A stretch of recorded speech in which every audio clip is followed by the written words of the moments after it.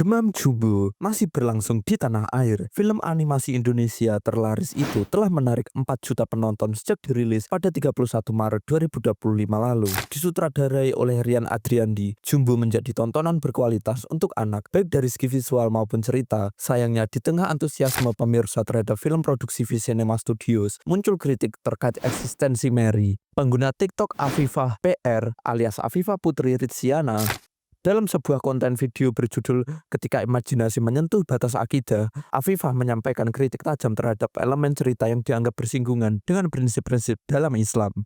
Ia menyebut bahwa keberadaan perjanjian antara manusia dan makhluk gaib semacam itu dalam konteks Islam bisa masuk ke dalam larangan, khususnya jika berkaitan dengan unsur kesyirikan. Meski begitu, Afifah tidak menutup mata terhadap kualitas produksi film Jumbo dan tetap mengapresiasi kerja keras para kreator di baliknya.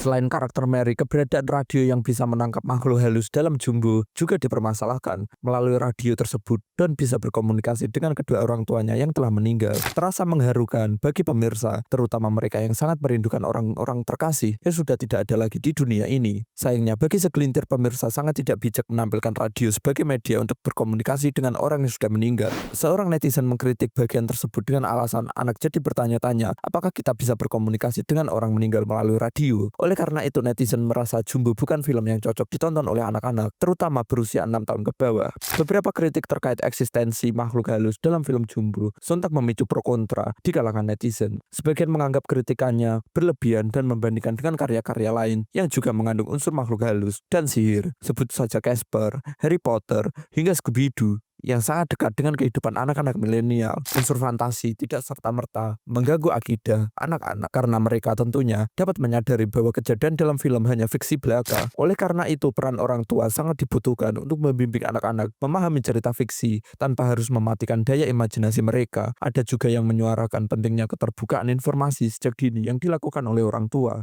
Film Jumbo jelas membuka diskusi yang lebih luas mengenai batas antara edukasi dan hiburan dalam tayangan anak, serta peran orang tua dalam menjembatani keduanya. Sebagai seorang muslim yang sudah menonton Jumbo, penting untuk kita pahami, Jumbo bukan film religi seperti Nusa dan Rara. Maka, menuntut film ini sesuai ajaran Islam adalah tidak tepat, sebagaimana kita tidak menuntut Pixar atau Disney menyisipkan nilai-nilai Islam, Coco, atau Frozen. Lucu rasanya saat orang tua marah dan menyebut film ini perusak akidah, padahal sinopsisnya jelas menyebut adanya tokoh arwah dan genrenya adalah fantasi. Kalau memang concern dengan akidah, bukankah sudah seharusnya kita cek dulu isi film sebelum mengajak anak menonton? Justru disinilah peran orang tua, mengedukasi, bukan menyalahkan. Kalau ada bagian yang kurang sesuai, kita bisa jelaskan ke anak, bukan menghakimi film yang dari awal memang tidak dibuat sebagai tuntunan religi.